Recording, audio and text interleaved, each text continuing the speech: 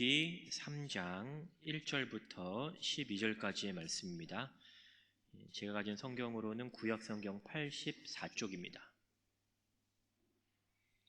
출애굽기 3장 1절부터 12절까지의 말씀을 한 절씩 교독하고 마지막 12절은 합독하도록 하겠습니다. 교독합니다. 모세가 그의 장인 미디안 제사장 이드로의 양떼를 치더니 그 떼를 광야 서쪽으로 인도하여 하나님의 산 호렙에 이르매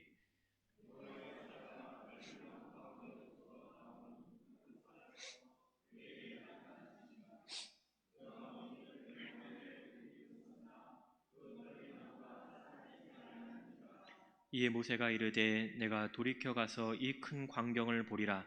떨기나무가 어찌하여 타지 아니하는고 하니 그때에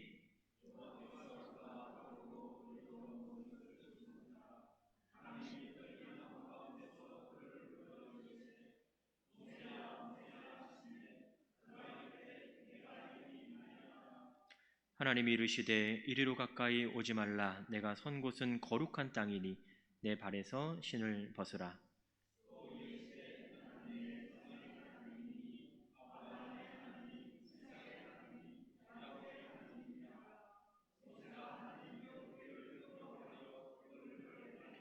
여호와께서 이르시되 내가 애굽에 있는 내 백성의 고통을 분명히 보고 그들이 그들의 감독자로 말미암아 부르짖음을 듣고 그 근심을 알고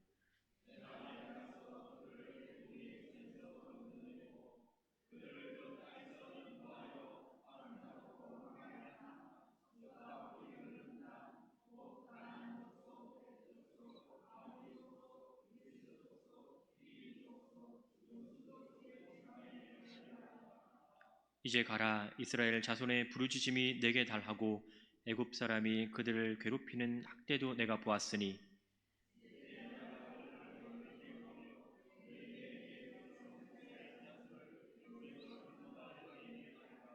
모세가 하나님께 아뢰되 내가 누구이기에 바로에게 가며 이스라엘 자손을 애굽에서 인도하여 내리이까. 하나님이 이르시되 내가 반드시 너와 함께 있으리라. 내가 그 백성을 애굽에서 인도하여 낸 후에 너희가 이 산에서 하나님을 섬기리니 이것이 내가 너를 보낸 증거니라. 아멘. 우리 앞뒤 좌우에 계신 분은 이렇게 인사하겠습니다. 당신과 함께 예배하니 행복합니다. 네, 또 한번 인사할게요. 너무 기뻐하셔서 저 뒤에 또 이렇게 인사하겠습니다. 주 안에서 한 주간도 평안하십시오. 감사합니다. 오늘 이 출애굽기의 말씀은 이제 모세가 등장을 합니다. 물론 우리가 예배 시간에 종종 살펴봤던 이 모세하고 동일인이고, 그리고 이제 오늘은 사실 출애굽기 전반부에 해당하기 때문에 어떻게 보면 이전에 우리가 왕성하게 활동하던 그 모세는 아닌 거죠. 이 출애굽기에 나오는 이 모세의 이야기를 이렇게 보시면 특징이 있는데, 이제 오늘 우리가 3장을 읽었잖아요. 1장과 2장을 이렇게 보시면 2장에서 이제 모세가 태어납니다. 그러면서 3장에서 오늘 우리가 읽은 부분에서 이제 모세가 하나님의 부르심을 받게 되는데, 이 말은 모세의 유년 시절에 대해서 우리가 그렇게 많은 정보를 갖고 있지는 않은 거죠. 어떻게 보면, 자, 2장을 한번 보시면 2장 1절에서 이제 모세가 이렇게 쭉 뒤에 보면 태어나는 장면이 나타나는데, 2장 11절에 보니까 모세가 장성한 후에라고 얘기하죠. 그러니까 성경에서 기록되는 모세의 유년 시절은요 10절에 해당하는 거죠. 그러니까 2장 1절부터 2장 10절까지 이제 모세에 대한 언급이 나오고, 그 다음에 이제 장성한 이후의 모세의 이야기가 나오기 때문에 모세가 어떠한 어린 시절과 유년 시절을 가졌는지 많은 정보를 갖고 있지는 않습니다. 극히 일부의 정보를 우리가 갖고 있는 것이죠. 근데 이제 모세가 출생할 당시에 이 애굽 왕이 남아 제한 정책을 펼치게 됩니다. 태어났을 때 이제 산파들에게 명령을 해서 남자 아이면 죽이고 여자 아이면 살리라고 얘기를 하죠. 이제 모세가 태어났을 때 남자아이임에도 불구하고 이 산파들이 모세를 살리게 됩니다. 근데 모세가 살아났던 이유 가운데 중요한 그 요소가 있는데 1장 17절, 여러분 상 가지고 계신 1장 17절에 보면 이렇게 성경 기록하고 있어요. 산파들이 하나님을 두려워하여 라고 얘기를 합니다. 그래서 하나님을 두려워하였던 산파들이 있었어요. 또 1장 21절 볼까요? 이렇게 얘기하죠. 그 산파들은 하나님을 경외하였으므로 라고 얘기를 합니다. 모세가 생명을 부지할 수 있었던 중요한 이제 근거 가운데 하나가 바로 어렸을 때부터 바로 이러한 배경 가운데 사실은 있었던 것이죠. 그런데 이제 3개월 정도 이렇게 이제 부모님 함께 지내다가 버려질 수밖에는 없습니다. 점점 커가니까. 그 이후에 바로의 딸을 통해서 거둬지게 되고 40년간을 바로의 왕궁에서 보내게 됩니다. 근데 여러분 잘 알고 있듯이 애굽인을 이제 죽이는 사건이 하나가 발생이 되면서 더 이상 바로의 왕궁에 있지 못하고 이제는 미디안으로 도피하게 되는 것이죠. 여기서 모세는 미디안의 제사장이었던 이드로, 오늘 본문에서도 1절에 보니까 그의 장인 미디안 제사장 이드로라고 표현을 합니다. 2장 18절에 보면 그들이 그들의 아버지 르우엘에게 이르되라고 얘기합니다. 이 이드로와 르우엘은 동일이 있는 것을 알 수가 있죠. 이 이드로의 사위가 되고요, 모세는 가정을 갖게 됩니다. 이렇게 모세는 한 가장으로 평범하게 살아가는 듯 했어요. 그런데 그의 나이가 80세가 되었을 때 하나님께서는 이 모세를 부르셨습니다. 오늘 이 부르심의 장면이 3장에 나타나고 있는 거예요. 모세는 이날도 어김없이 양떼를 치는 중이었습니다. 오늘 본문에 나타나는 광야 서쪽이라고 하는 것은 미디안 광야 서쪽을 말하는데, 자 1절에 보니까요 이렇게 얘기하죠. 자 그때를 광야 서쪽으로 인도하여 하나님의 산 호렙에 이르니 라고 얘기하고 있어요. 그러니까 인도한 곳이 어딘가 왔더니 호렙산이었던 거예요. 그가 이곳에 이르렀을 때에 그는 기이한 현상을 오늘 보게 되지요. 2절 보니까 떨기 나무가 있습니다. 근데 그 떨기 나무가 불꽃 가운데 있다라고 얘기했는데 그럼에도 나무에 불이 붙었는데 타지는 않는 현상이 나타나요. 이러한 현상 속에서 모세는 하나님의 부르심을 받게 되죠. 오늘 본문 7절에 보니까 무엇을 위한 부르심이었는가 보니 애굽에 있는 이스라엘 백성들을 위한 부르심이었습니다. 그리고 부르셨을 때 하나님께서는 모세에게 자신의 뜻을 분명하게 말씀을 하셨어요. 8절 보세요. 그들을 애굽인의 손에서 건져내고 그들을 약속의 땅으로 인도하여 낼 것이라고 말씀하신 거죠. 그러니까 이것은 하나님께서 모세를 부르신 목적이기도 해요. 그러니까 두 가지 분명한 목적이 있지요. 첫 번째는 애굽의 손에서 이스라엘 백성들을 먼저 건져내는 것이 1차적인 목적이었어요. 두 번째 목적은 이들을 약속의 땅에 인도하는 것까지입니다. 8절 보니까 6 족속이 나타나는데요. 가나안, 헷, 아모리, 브리스, 히위, 여부스까지 가나안을 대표하는 6 족속을 얘기를 합니다.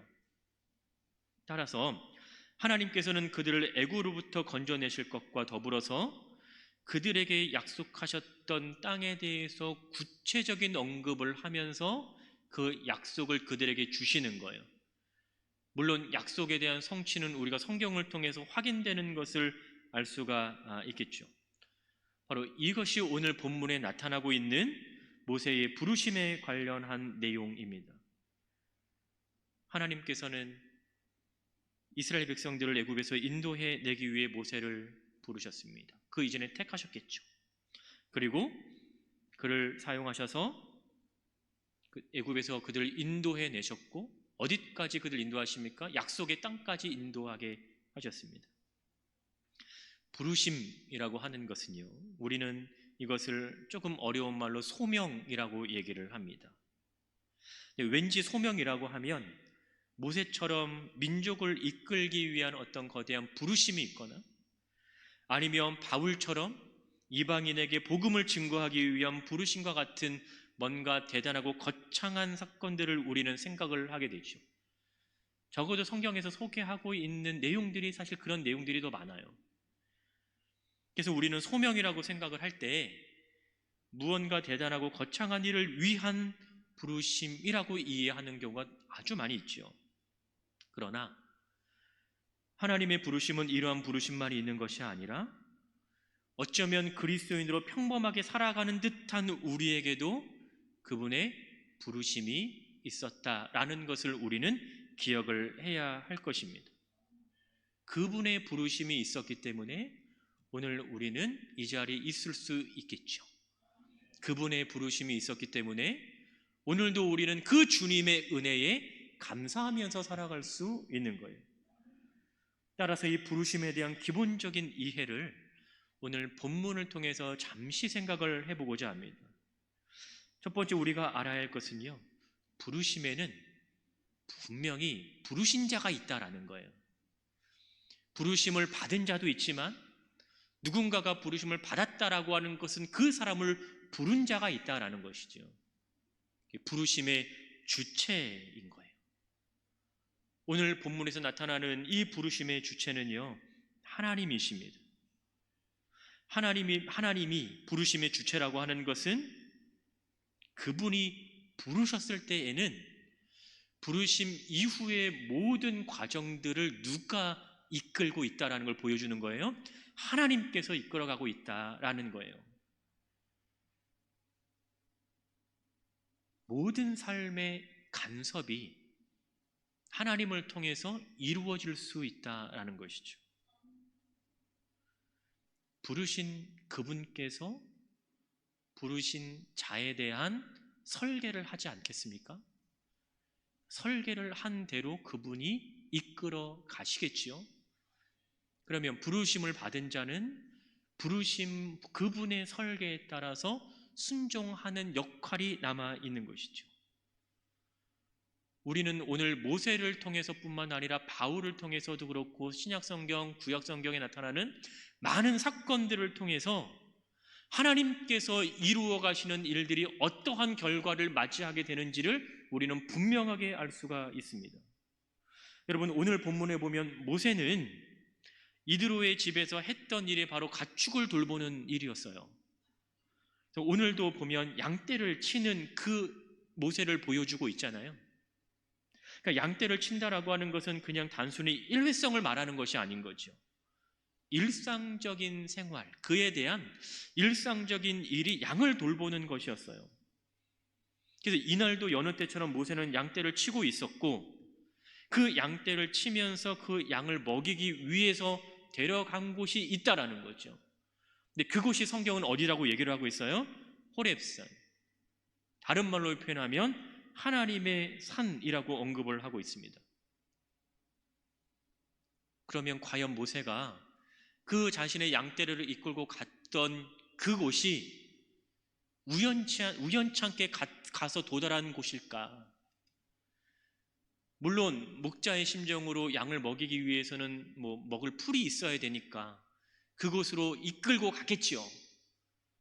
그런데 그곳이 하나님의 산이라고 일컬어지는 그 호렙산이라고 하는 그곳이었어요. 여기에 그럼 하나님의 인도하심과 하나님의 간섭하심이 담겨져 있지 않았을까 하는 것이죠. 모세의 입장에서는요, 오늘 하나님께서 자신을 부를 거라고 생각을 했겠습니까? 그냥 자신은 일반적으로 늘상 하던 일들을 지금 수행을 하고 있는 거겠죠.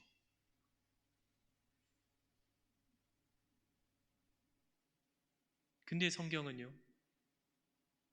그곳에서 그때에 하나님께서 그를 부르시는 것을 보여주고 있습니다. 모세의 계획에는 오늘 하나님과의 만남이 없을 수는 있어도요, 하나님의 섭리와 하나님의 설계와 하나님의 계획 안에서는 분명히 모세의 부르심이 있었다라는 거예요. 그가 부르심을 받기 전까지 그곳이 호렙산이든 어디든 중요하지는 않았겠죠. 그러나 성경은 어떻게 얘기하고 있습니까? 12절에 보니까 너희가 이 산에서 하나님을 섬길 거라고 기록을 하고 있어요.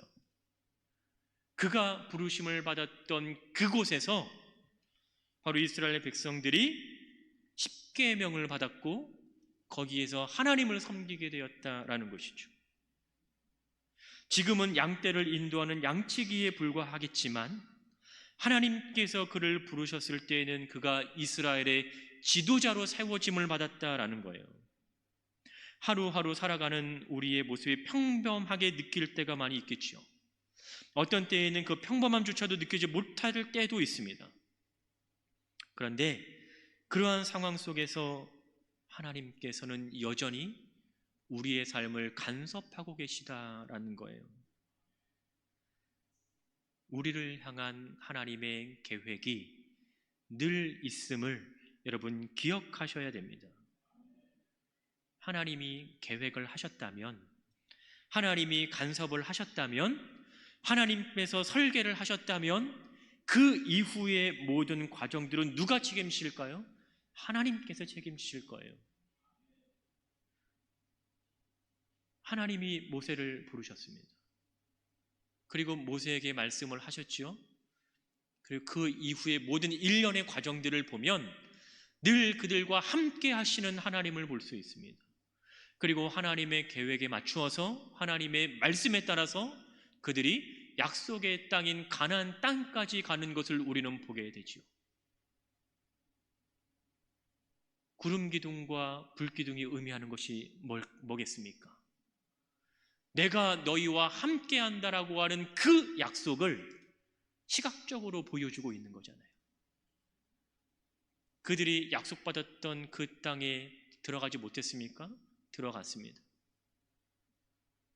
그들이 기도하는 그 제목들 이상으로 하나님께서는 그들을 인도하시고 채우셨다라는 것을 우리는 볼 수가 있어요.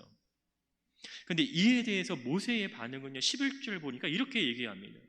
내가 누구이기에, 이전 성경에 보니까 내가 누구관데 이렇게 표현하고 있더라고요. 이것은 하나님의 말씀에 대한 모세의 소극적인 모습을 보여주고 있습니다. 아마도 부르심을 받았을 그 때에는 모세는 아마 마음의 준비는 없었을 것 같아요. 늘 일상적인 생활 속에서 부르심을 받았기 때문에 내가 오늘 가니까 하나님을 만날 것 같아, 이게 아니잖아요. 그냥 양떼를 이끌고 갔는데 거기서 하나님의 부르심을 받은 거예요. 그런데 부르심을 받았는데 하나님께서 자기에게 뭘 말씀하세요? 이스라엘의 백성을 너가 이끌어낼 것이고 너가 그들을 이끌고 가나안 땅으로 갈 것이라고 하는 그 명령을 받은 것이죠. 얼마나 당황스러웠겠어요, 모세는요. 아마 지금 자신의 모습은요, 예전에 혈기 왕성할 때의 모습은 아니겠죠. 40년간의 바로의 궁에서 생활을 하다가 그때는 이제 혈기가 왕성했을 거잖아요. 미디안으로 도피를 했습니다. 그리고 하나님께서 그를 부르셨을 때의 나이가 또 40년이 지난 세월이었어요. 근데 하나님께서 자신에게 이렇게 얘기하시죠. 너가 나의 백성들을 이끌어낼 것이고 그들을 이끌어 가나안 땅으로 갈 것이다 라고 얘기를 하는 거예요. 그러면 모세의 입장에서는 40년만 젊었어도 이렇게 생각하지 않았겠습니까?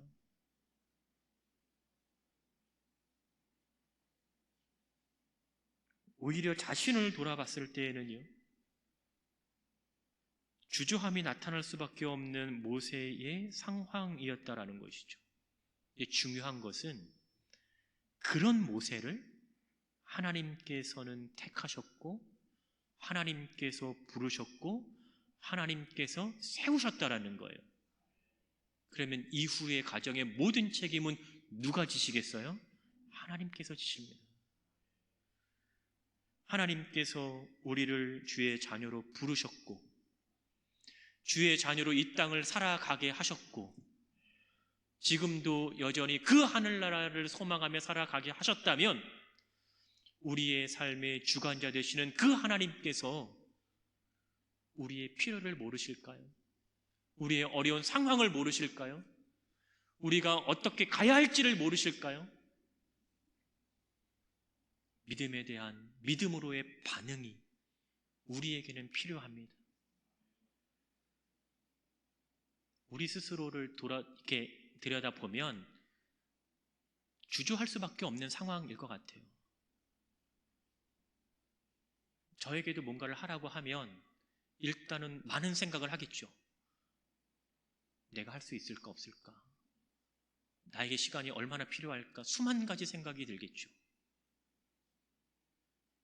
그런데 하나님께서는요, 다른 거에 대한 생각이 아니신 거죠. 하나님이 택하신 그 사건에 대해서 우리는 지금 초점을 맞추고 있다는 것입니다. 하나님께서 모세를 부르셨기 때문에 하나님께서 그에게 힘을 주셨어요. 능력을 주셨습니다. 지혜를 주셨고 그를 이끌어낼 수 있는 그러한 리더십을 허락하셨다라고 하는 거예요. 우리에게 필요한 것은 뭐냐면 주님에 대한 신뢰를 잃지 않는 것이라는 거죠. 여기까지 온 것도 우리가 하나님의 은혜라고 고백을 한다면 앞으로의 삶도 하나님께서 인도하실 거에 대한 감사와 기대와 은혜가 있지 않겠습니까? 하나님께서 우리를 부르셨는데 우리가 만약에 부족하면 누구의 속이 더 탈까요? 나의 속이 탈까요? 하나님의 속이 탈까요? 저는 종종 생각을 합니다. 하나님께서 나에게 이 일을 맡기셨는데 내가 부족해요. 그러면 누구의 속이 과연 탈까? 저는 하나님의 속이 탈 거라고 생각을 합니다. 그리고 그분께서 나의 부족을 채우실 거라고 저는 생각을 해요. 그렇다고 아무 생각 없이 살아간다는 얘기는 아닌 거예요. 부르신 그분이 있기 때문에요. 부르신 그분을 믿고 의지하고 신뢰할 수 있는 믿음이 우리에게는 절대적으로 필요합니다. 우리는 모세를 통해서 이것을 알 수 있는 것이죠. 모세는 하나님께 이렇게 얘기합니다. 출애굽기 4장 10절에 보니까 자신은 말을 잘 하지 못한다라는 거예요. 그러니까 자기를 바로의 왕에 보냈을 때 나는 뭔 말을 할지 모르겠다라고 얘기를 하거든요. 그랬더니 하나님께서는 누구와 함께 보내세요? 아론을 보내시잖아요. 만약에 애굽의 바로왕 앞에 나가서 유창한 연설로 자신의 백성을 이끌고 나올 수 있는 사람이 필요했다라고 하면 하나님께서는 모세가 아니라 아론을 선택하셨겠죠. 그런데 오늘 본문에 보니까 모세를 세우시고 아론을 통해서 그의 입을 대신하게 하셨습니다. 이것을 통해서 우리가 알 수 있는 것은 모세는 자신에게 일어나는 일들을 통해서 하나님을 알게 되는 거예요. 자신에게 일어나는 일을 통해서 하나님의 능력을 경험하게 되는 것이죠. 우리는요, 우리가 살아가는 이 삶의 과정 속에서 나의 연약함과 나의 부족함과 나의 나약함을 볼 수는 있겠지만 그것을 통해서 우리는 누구를 바라보게 됩니까? 하나님을 바라보게 돼요. 하나님을 바라보면 누구의 능력을 경험하게 돼요? 하나님의 능력을 경험하게 되는 것이지요. 우리는 여기까지 인도하신 것도 하나님이라고 고백을 하시잖아요. 우리가 힘이 있어서, 우리가 지혜가 넘쳐나서, 우리가 슬기로워서 이게 아니라 연약하지만 여기까지 인도하신 그 하나님을 통해서 우리는 하나님의 주권을 인정하게 된다는 것이죠. 모세 역시도 동일했을 것 같아요. 이미 자신을 바라봤을 때 자신이 어떠한 어려움과 어떤 공경 가운데 있는지를 이미 알았던 거죠. 그렇다라고 하면 그것을 채우신 그 하나님을 통해서 하나님의 일하심을 경험하게 된 것이죠. 여러분도 여러분의 삶을 통해서 하나님의 일하심을 경험하기를 주의 이름으로 축복합니다. 여러분의 삶의 과정을 통해서 하나님의 능력을 경험하시기를 주의 이름으로 축복합니다. 모세가 이렇게 얘기했을 때 하나님은요, 다른 말 안 하세요. 9절 보니까 이렇게 얘기를 합니다. 3장 9절에 딱 한마디 하시죠. 이제 가라 하는 거예요.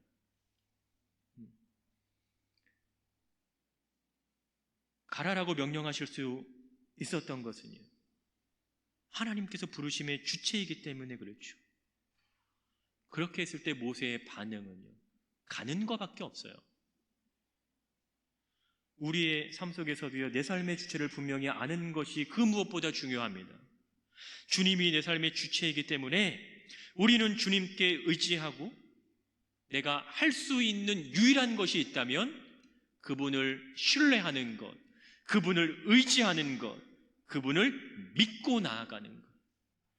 그러면 나머지는 주님께서 알아서 하실 것입니다. 모세를 보세요. 애굽에 그를 보내실 때에도, 이스라엘 백성들을 이끌고 가나안을 향해 갈 때에도 하나님은 늘 그와 함께 하셨습니다. 하나님은 늘 그를 인도하셨습니다. 여러분, 내 삶의 주체가 내가 되는 순간 우리는 마음의 평온함을 잃게 되는 거예요. 그러나 나를 부르신 이가 주님이심을 우리가 확신한다면 우리는 그 주님으로 말미암아 어떠한 상황 속에서도 마음의 평안함을 누릴 수 있다라는 것입니다.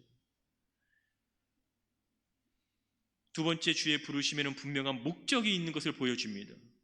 오늘 본문 10절 다시 보시면 모세를 향한 하나님의 부르심의 이유가 내가 너를 바로에게 보내서 그들을 인도해낼 것이라고는 분명한 목적이 있습니다. 이것은 하나님께서 자신의 일을 이루시기 위함이기도 한 것이지요. 그리고 이 목적은요, 반드시 이루어졌다라는 거예요.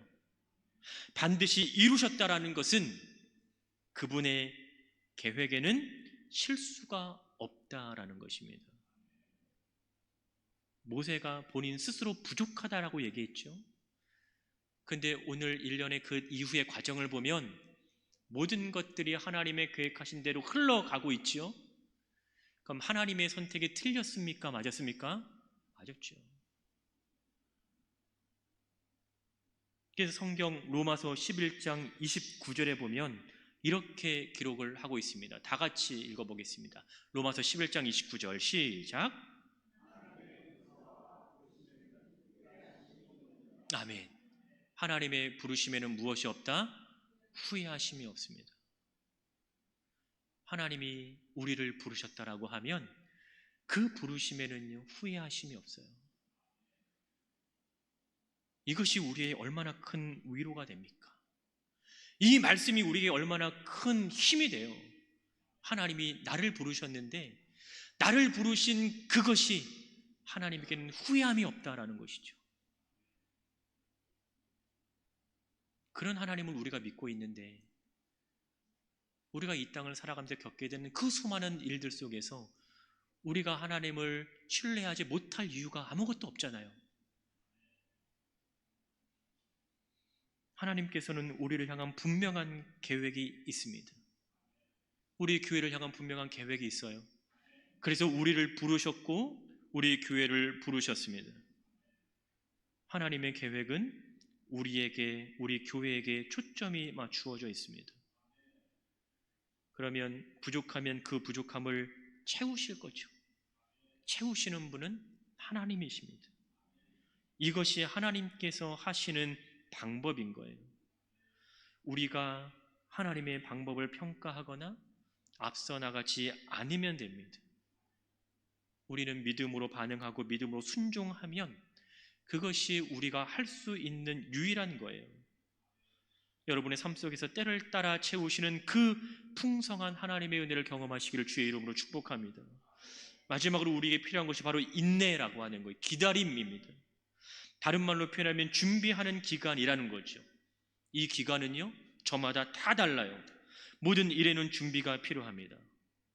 준비가 되지 않았을 때에는요, 막상 그 일을 할 때, 해야 할 때 할 수 없습니다.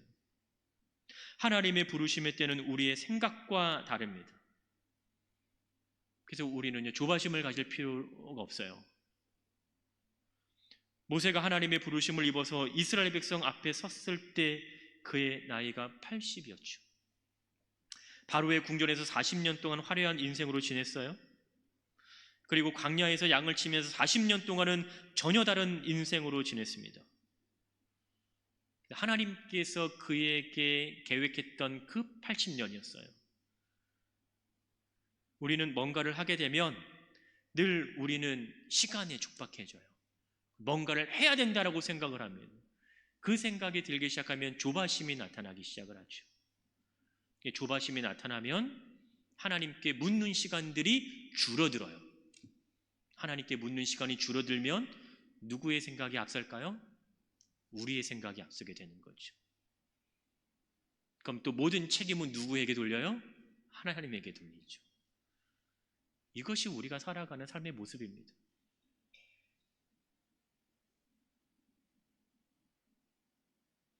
기억해야 할 것은 하나님이 정하신 거예요. 그런데 그러한 준비 기간이 결코 헛되지 않았다라는 것이죠. 저는 모세를 보면서 왜 이렇게 오랜 기간 동안 하나님이 준비시켰을까라는 걸 생각을 해봤는데요. 그러면서 조심스럽게 이러한 생각을 하게 되었습니다. 바로의 궁전에서 40년이라고 하는 이 기간은 아마도 그가 최고의 교육을 받으면서 지성적으로 준비할 수 있는 시간이었다라는 거예요. 이스라엘 백성들을 이끌어내기 위해서 그가 바로 왕 앞에 갔을 때 이미 그는 왕궁에서의 생활에 경험이 있었잖아요. 어떻게 해야 될지를 알 수 있었던 거죠. 또한 모세는 바로의 궁전에서 애굽 사람의 모습으로 살아갔지만 여전히 그는 히브리적인 사고를 가지도록 그의 어머니로부터 교육을 받았어요.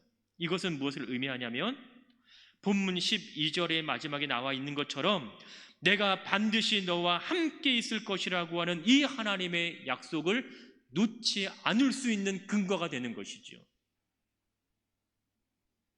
그리고 출애굽 이후에 광야에서의 40년은요, 미디안 광야에서 40년의 기간을 통하여서 이미 체험을 하게 된 것이죠.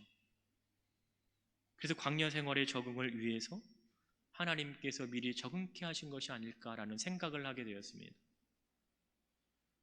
하나님의 계획은요, 완벽합니다. 하나님의 계획은요, 실수가 없다라는 것이죠.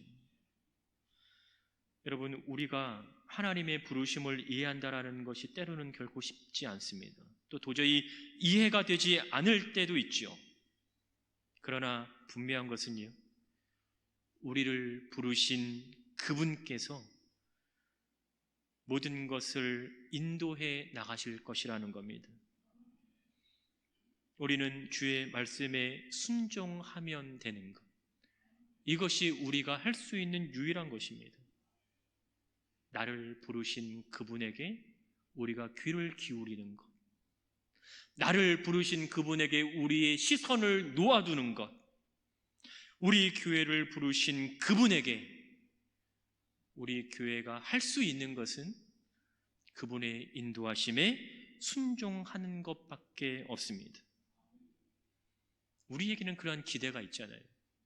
앞으로 우리를 어떻게 인도하실 것인지, 앞으로 우리를 어떻게 사용하실 것인지, 앞으로 우리를 통하여서 어떠한 일을 나타내실 것인지, 우리는 그 기대가 있기 때문에 오늘도 하루하루 감사하며 하나님의 은혜 안에 거하는 거 아니겠습니까? 바로 이러한 부르심의 은혜를 기억하면서 이번 한 주간도, 또 남은 우리의 인생도, 또 우리에게 주어지는 순간순간마다 늘 주의 말씀과 함께 늘 믿음 안에서 승리하는 삶을 살아가시는 여러분 되시기를 주의 이름으로 축원합니다. 기도하겠습니다.